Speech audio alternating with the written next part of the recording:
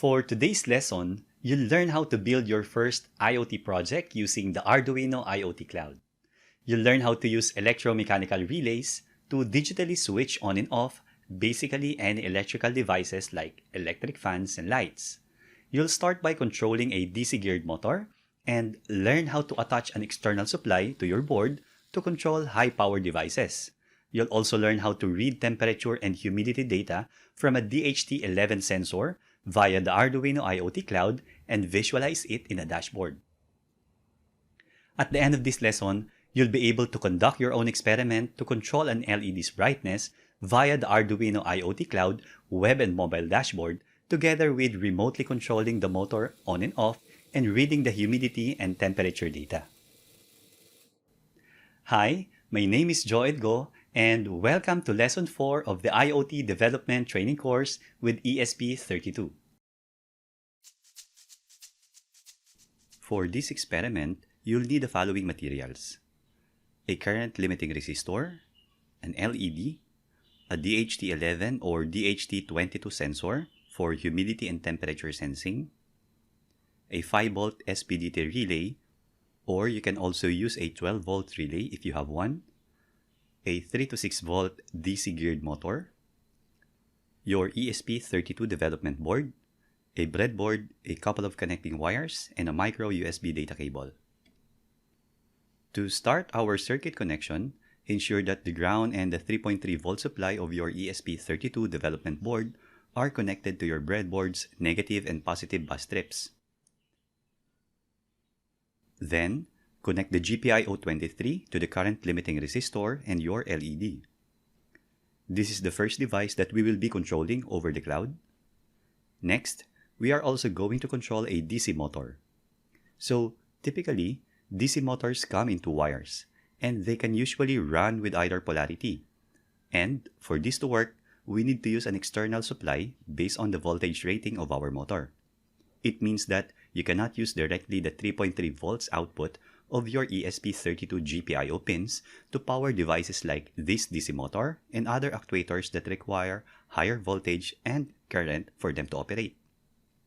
In that case, I have here a 5-volt 2.5 ampere AC to DC power adapter, which is enough to drive this motor. In your setup, you can use any power adapter that you have. A 9-volt battery or even your phone's charger and a USB charging cable will do.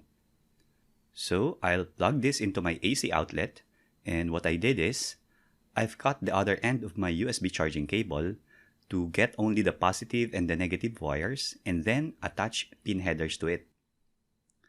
Now, to illustrate how this works, I'll connect this external 5-volt DC supply to the upper bus strip of this breadboard. Notice that the ground of my external supply is now connected to the ground of my ESP32 board.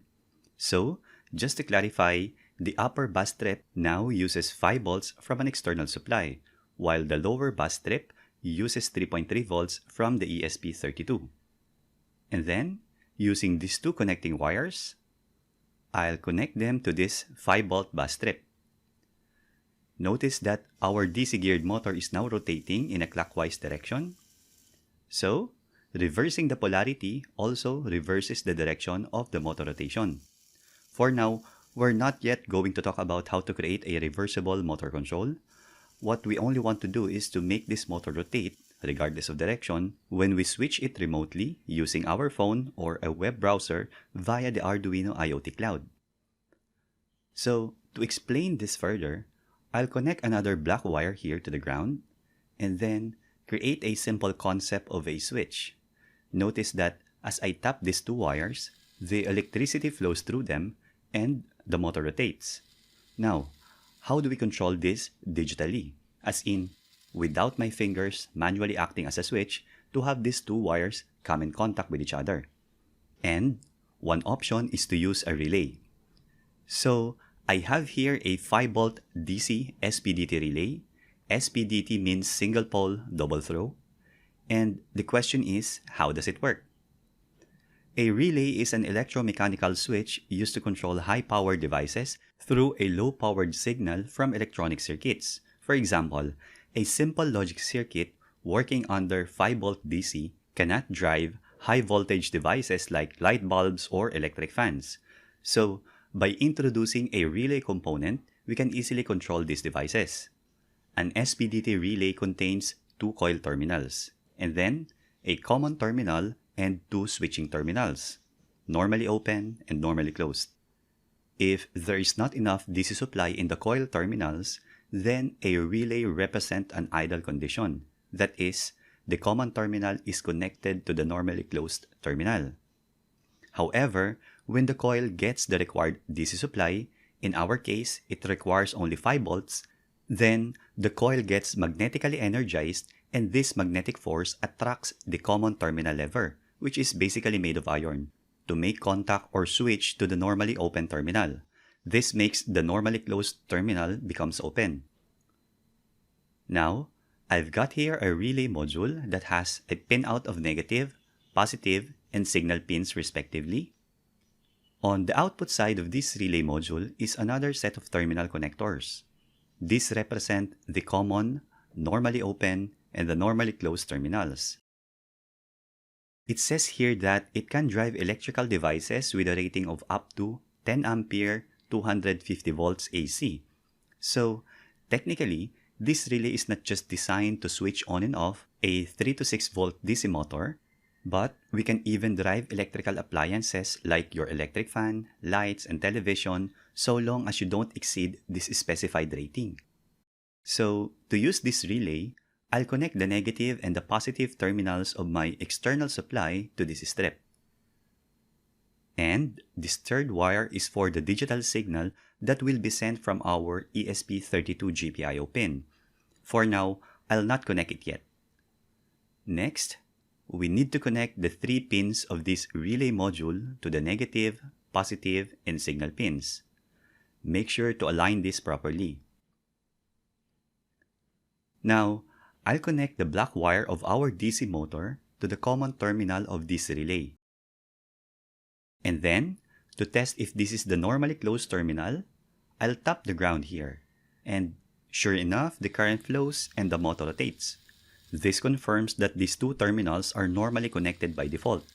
So, it means that this is the normally open terminal, and this is where I'm going to connect this ground. And then, I'll tighten the screws. Later, near the end of this video, I have a bonus clip. I'll show you how to connect an actual AC electric fan to this same circuit. Now, to energize the coil inside this relay, this wire must receive a logic high signal from any electronic device like a GPIO pin of this ESP32. And to test this, I'll simply tap this input signal wire to the 5 volt supply just to simulate the logic high signal that will be coming from our ESP32. And the coil gets energized and the switching happens. Now, I'll connect this signal pin to the GPIO22 of my ESP32. So far, we only have 2 devices to control, an LED and a DC motor. Let's have one more component, the DHT11 sensor. DHT11 sensor is a low-cost digital sensor for sensing temperature and humidity.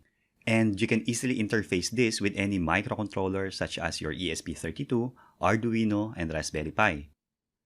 Basically, this sensor has 4 pins, and it requires the use of a pull-up resistor to its data pin. But since we are using a module, it only exposes 3 pins, and the required resistor is already implemented on the board. So, when using module like this, make sure to check the correct pin out. It depends on who produces it. Well, the common arrangement is negative, output, and positive from right to left. However, mine here is arranged as negative, positive, and then output from right to left. Also, note that you can use either 3.3 volts or 5 volts to power this DHT11 sensor.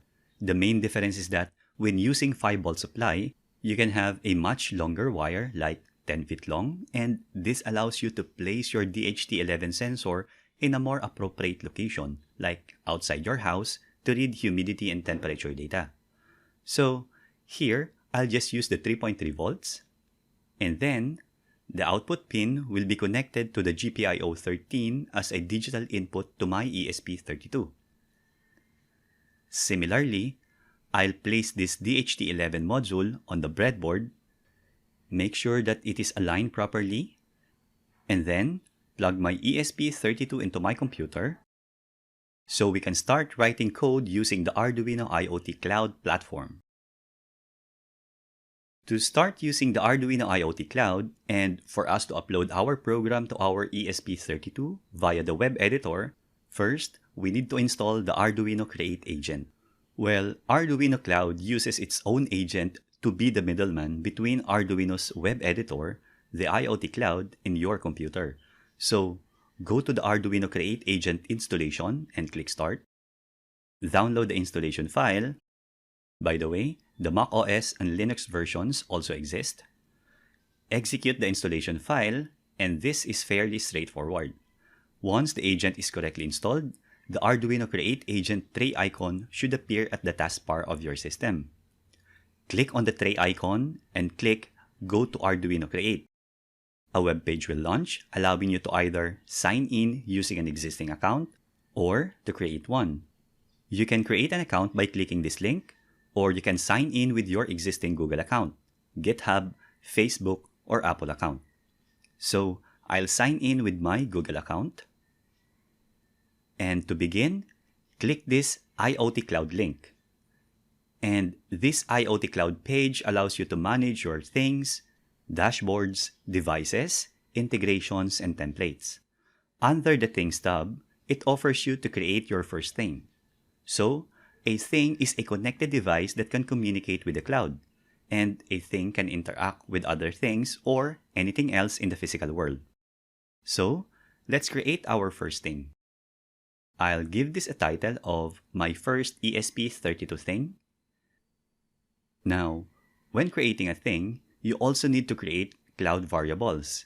And basically, cloud variables are just cloud representation of the physical component that you want to monitor or control.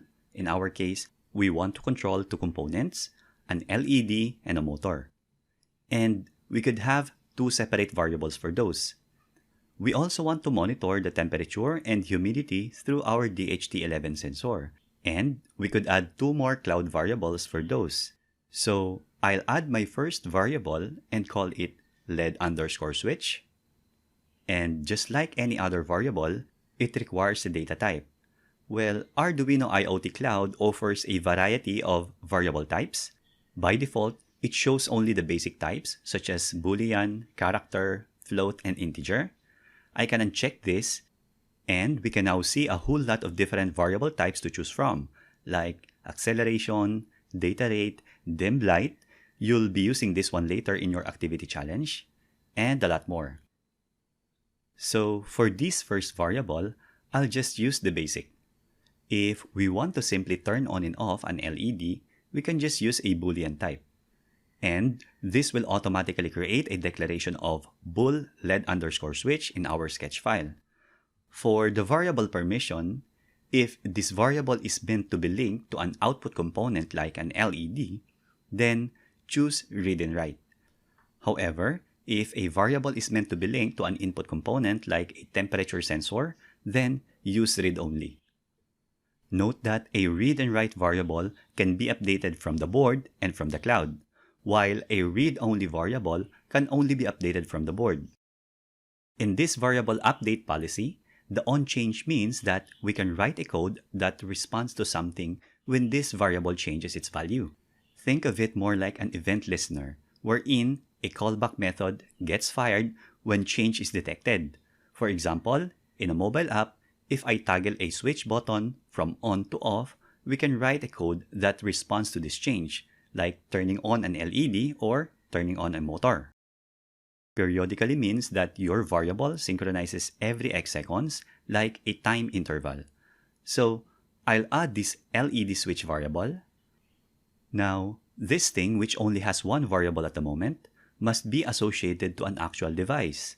When I click this, it asks me to set up a new device since we don't have an existing device configured previously, but if you do have one, you should be able to select it from here. Now, we can either set up an Arduino device, and as you can see, there are several Arduino boards that you can choose from for your IoT project. But for this thing, I'll set up a third-party compatible device. So I'll select ESP32 and the model is ESP32 dev board. Note that I am selecting this model because what I have here is a generic 38-pin Node MCU dev board. Please choose your specific board model based on what you have. Then, usually, the IoT Cloud automatically suggests a name for your device, and you can simply change it to anything. I want mine to be ESP32 Node MCU, so I'll click Next. Now, later in your program, you need this auto-generated device ID and this secret key. You'll be needing these credentials for your board to be recognized by the IoT Cloud. Also, note that the secret key, once lost, cannot be recovered, so keep it safe, or else you'll have to delete and set up your device again. And before you click this Continue button, make sure to download this credential in PDF, and then accept it and click Continue. And we're done here. So we now have an associated device, but it is currently offline because there's no activity yet. And the next thing that we need to configure is this network. So provide here the name of your Wi-Fi network wherein your ESP32 will connect. I'll connect to the same test Wi-Fi in my room, Jogo Galaxy, and the password is 12345678, and then the secret key is the one that is provided to us in the previous step. So I'll copy this one and paste it here. Typically, you don't want to expose your network and device credentials to the public like this, but this is just a demo setup, which I will be deleting anyway after I made this video. So far, we have successfully configured this ESP32 thing, and we are ready to write some Arduino codes to provide the expected functionality. So, click the Sketch tab, and you must know that the Arduino IoT Cloud provides automatic sketch generation. And every time you add, change, or remove a variable, this sketch gets updated. Like here, this bool LED switch variable can be accessed by your board and the cloud, and you no longer have to declare it. It is already declared inside this thing properties.h. So let's explore the auto-generated code. Your setup function initializes the serial port communication and a short delay to give chance for the serial monitor and the port to open. Then, it has this call to init properties function, which is defined in the things properties as well. We'll explore this further later. And then, the Arduino Cloud that begin function. This is to connect to the Arduino IoT Cloud, and some function calls to obtain more information about the network and the cloud and print them to the serial monitor. In the loop function, we only have one code. A call to the Arduino Cloud.update function. This is the one responsible for synchronizing data between your board and the cloud. So, for real-time data synchronization, it is a good practice not to put delay function calls here unless it's necessary. And finally, this void onLED switch change function, and this is some sort of a callback method that gets executed every time a new value is received from an IoT cloud. This is where we are going to put our code that acts when the LED switch change. Now, let's start adding some codes to it to make this work. So I'll define my LED pin and recall that it is connected to GPIO pin 23. Also, I'll set its pin mode as output. And then, inside this onLED switch change function, I'll ask this cloud variable, LED switch, if it is switch on, or we can simply remove this. Then, I'll turn the LED at GPIO 23 to high. Otherwise, I'll turn it off. And that's it. Now, double check if you are pointing to the correct board and port number. If yes, just click this Verify and Upload button. And this is going to take some time, a lot slower as compared to the desktop version of the Arduino IDE. Again, once the upload has started, don't forget to press that boot button on your ESP32 dev board. So, for us to control and monitor our device, we need to build a dashboard. Under this Dashboard tab, click Build Dashboard. Then, I'll name it My Dashboard. And then click on Add.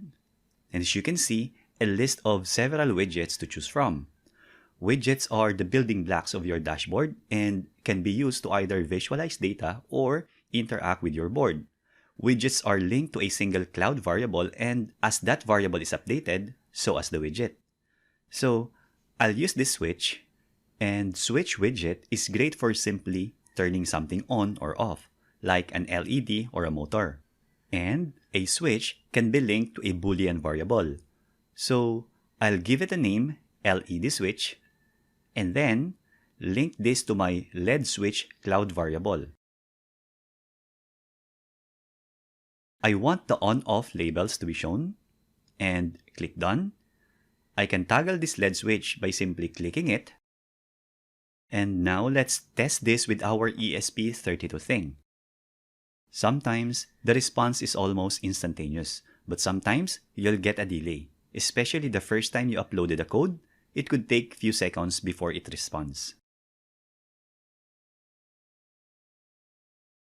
Now, if you click on this Arrange Widget button, you'll be presented with a slightly different UI with a grid. This allows you to reposition and resize your widgets accordingly. Also, you can provide two layouts, not just for web, but also for your mobile app. Here, you can have a totally different arrangement of widgets that is different from that of the web layout.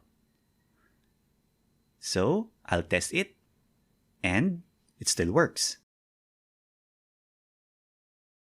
Now, to control our motor via IoT Cloud, I'll repeat the same process.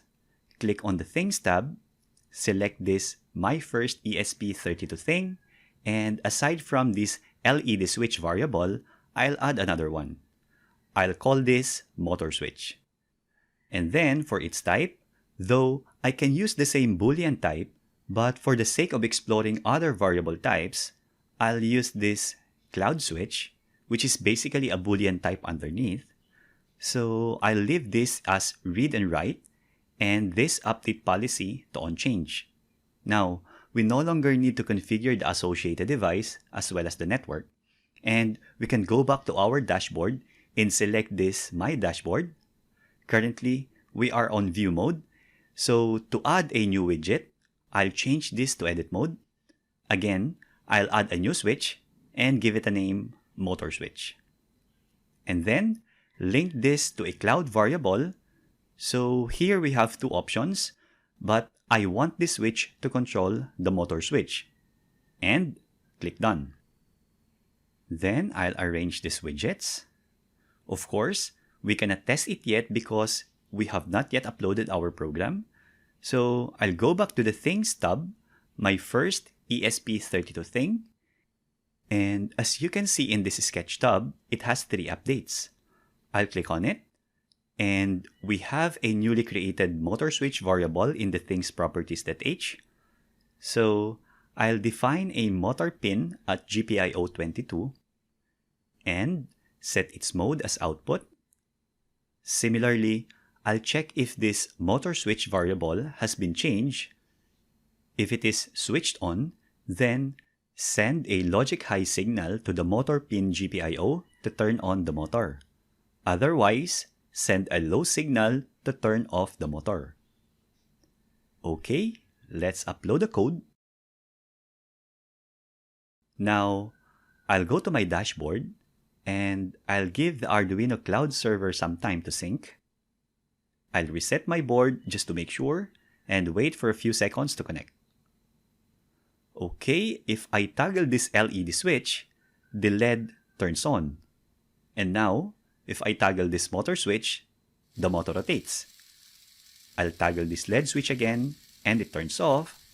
And finally, I'll toggle this motor switch again, and the rotation stops. Now, to complete this IoT Cloud experiment, let's go back to my first ESP32 thing. I'll be adding 2 more variables. This time, these variables are intended to act as input. The first one is for temperature, so I'll call it Temp. We can make use of this float data type, or you can also use a readily available temperature type, which could be in Celsius or in Fahrenheit. Now, we have this new declaration cloud temperature sensor, Temp, that will be available in your sketch. Also note that the permission is fixed to read only, and then click Add Variable to confirm. I'll add another one for the humidity and then call it Humi. Similarly, I can use a basic type of float, or I can search for a ready-made type for humidity, and there is one, relative humidity, and the sample value is in terms of percentage. This looks good. So I'll set the permission to read only as well, because the data will be coming from our DHT11 sensor as an input signal. Okay, so we now have 4 cloud variables, and I'll go back to my dashboard again and add a widget to display my temperature readings. So we can use a gauge here, and a sample value could be anywhere from 0 to 100. And this is a good way to visualize a temperature value. So now, you can change the name to anything descriptive. Here, I'll simply put temperature. Now, I'll link this to my temp cloud variable. Also, you must know that the DHT11 sensor can only receive temperature readings between 0 to 50 degrees Celsius, plus or minus 2 degrees accuracy. And if you want a more accurate version of this, use the DHT22 version instead. The DHT22 sensor can measure temperature between -40 to +125 degrees Celsius, plus or minus 0.5 degrees accuracy. And so for our humidity, we can use this percentage widget since humidity value is viewed as percentage. I'll give it a name of humidity and then link this to the Humi variable, and we're done. So now, I'll just rearrange this a bit.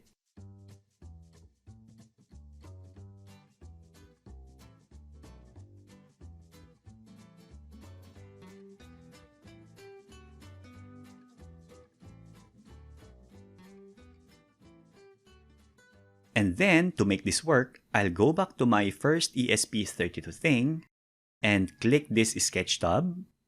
We now have these 2 additional variables, Humi and Temp. Aside from this, nothing has changed to the rest of the codes here. So, to receive data from our DHT11 sensor, we need to reference a library. And to have a fully functioning web editor that is very similar to your Arduino desktop IDE, click this, Open Full Editor, and similar to the desktop version, you can see all your sketches, example, libraries, serial monitor, and so on. Now, your project is not only consisting of a single .eno file, it also has this README file, which is a good document to describe your project. This is the associated thing properties.h. As you can see, this file contains most of the declarations, like your ESP32 device login name. Also, here is the secret file containing the SSID, pass, and device key, wherein it is being referenced here as well. Then, here are the actual declaration of your cloud variables as mentioned in your main sketch. And the method definition for your 2 read and write variables that get executed once change is detected. And finally, the init properties wherein everything gets initialized. So to use the DHT11 sensor, go to the libraries and search for DHT sensor. If it doesn't exist, open the library manager and look for DHT sensor library for DHT11, DHT22, Temp, and humidity sensor. Now, you can simply click Include, or you can select a specific version of this library you want to include in your sketch. I'll cut these 2 include files and move it here so it is more organized. Now, to use this, I'll define the DHT sensor pin at GPIO 13. And I also need to define the sensor type, which is DHT11. Of course, if you're using DHT22, you have to change this. And finally, I'll create an object for my DHT sensor and pass in 2 arguments. the sensor pin, and the sensor type. In the setup function, I'll set the pin mode of my sensor pin as input. And finally, I'll initialize and start the DHT sensor object. So, reading data from your DHT11 sensor is very easy, and you simply need to store them to these Temp and Humi Cloud variables. So to do this, inside the loop function, call the DHT sensor's read humidity function, as well as the read temperature function. And that's it. Now, to check the received data to our serial monitor, I'll add this code. I'll check whether the Humi data received is not a number, as well as the temp variable. If this is true, I'll print a message, failed to read from DHT sensor. However, if there is a successful numerical data received, I'll print the humidity value in percentage, as well as the temperature value in degrees Celsius. By the way, if you're looking for this degree symbol in your keyboard, simply press Alt and then type 0176. Now, it is also important to know that the DHT11 sensor has a sampling frequency of 1 Hz, which means that it is capable of reading data after every 1 second. So, just to give time for the sensor to read, I'll simply put a delay here of 2 seconds before it loops back, so it doesn't overlap with its next reading. Again, make sure to select the correct board and port before uploading, otherwise, you'll end up with this error message.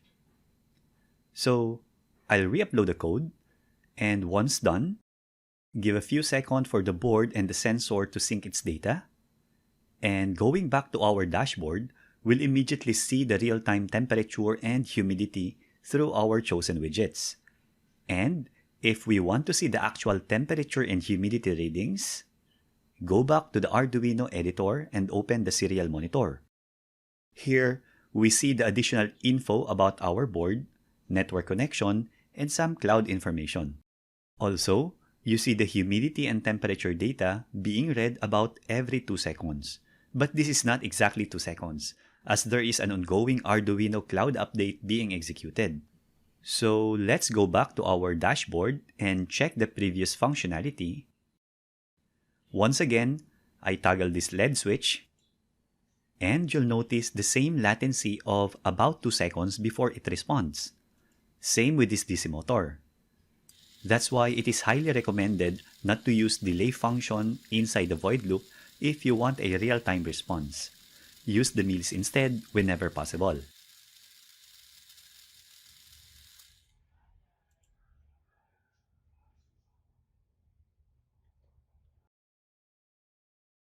And now, to practice your skills in Arduino IoT Cloud, try to implement a similar circuit with a slightly different dashboard. You'll be adding another cloud variable and widget to control your LED. Here, instead of a switch widget, I want you to use a dim light widget, which you can also use to toggle on and off your LED. However, this widget allows you to adjust the brightness of your LED, which means you'll be implementing pulse width modulation that you've learned from lesson 2 of this course. As a hint, instead of using a basic Boolean type cloud variable, use a dim light variable type instead. Please check the Arduino IoT Cloud variable documentation on how to work with this type. The link is provided in the description below. You'll be needing this getBrightness function and getSwitch function for this thing to work. And the rest is the same as the previous demonstration. Toggling the switch turns the motor on or off.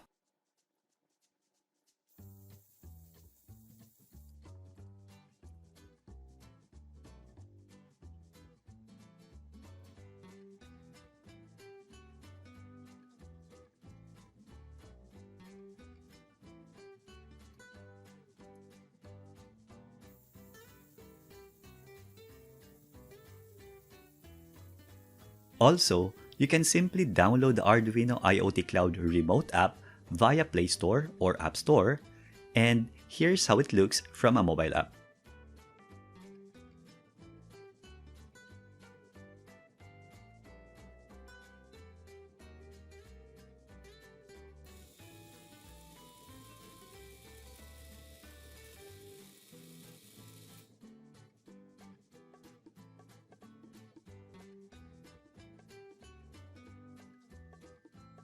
And here is some bonus clip.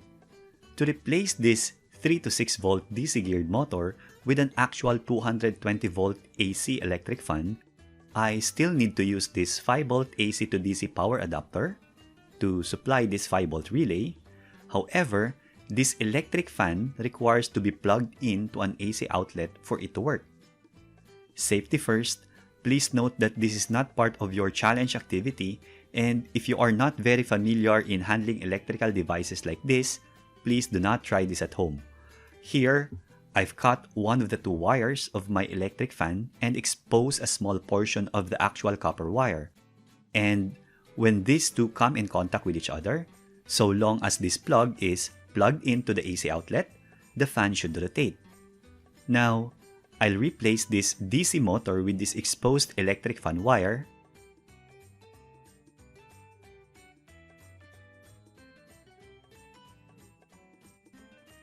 And then, plug it in. When you do this, make sure not to touch the output terminals of your relay as it could get you electrocuted. So, if I toggle this motor switch, the electric fan turns on. Also, notice the change in your temperature and humidity values. And this same principle allows you to basically control the simple on and off of most of your electrical appliances. Again, thank you very much for watching, and I hope that you've learned something of value here. And to support this channel, please click the like and subscribe button. And don't forget to hit that bell icon to get notifications for every new video I uploaded for this course. See you again in the next lesson.